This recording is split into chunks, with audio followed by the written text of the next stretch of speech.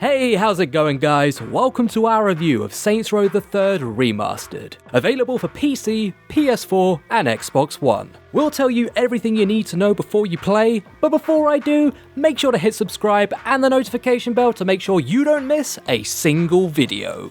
Can you believe it's been nearly 9 years since Saints Row the Third ripped up the rulebook on what a crime sandbox could and should be? While the first two entries were great games largely based in reality, the third installment embraced the self-aware absurdity that would come to define the series, with an outlandish story, crazy weapons, and a colourful, vibrant world to explore. You could definitely argue its sequel leaned too hard into the silliness, but Saints Row the Third will forever be the perfect balance between the ludicrous and the grounded. That's why it's no surprise the developers of Volition have picked it to be the first game in the franchise to get the remaster treatment, with a re-release on current-gen consoles.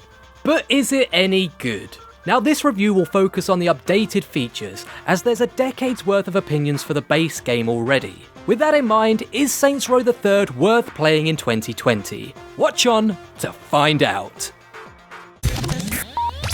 Firstly, it's great to see that this remaster includes all the DLC that was made available for the game post-launch. That includes 3 expansion packs and more than 30 add-on packs featuring cosmetic items, weapons, and vehicles. This makes it the most complete version of the game to date, and gives the chance for players of the original release to experience missions they might have missed out on the first time around. It's almost the complete package with visuals too. With updated textures and a new lighting engine, it makes the game feel fresh and modern without having to rebuild from the ground up, as we've seen recently with the likes of Resident Evil 3 and Final Fantasy VII.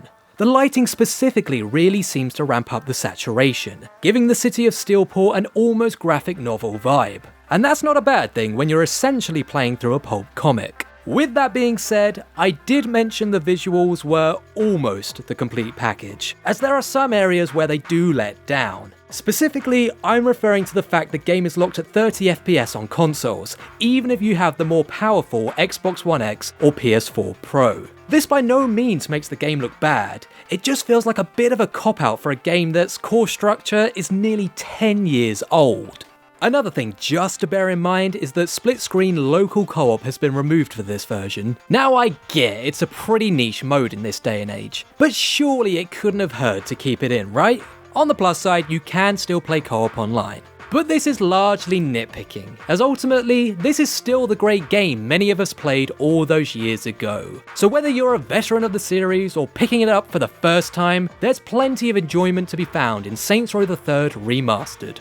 But what did you think of Saints Row the Third Remastered? Let us know in the comments below, and don't forget to like, share and subscribe for more videos every single week.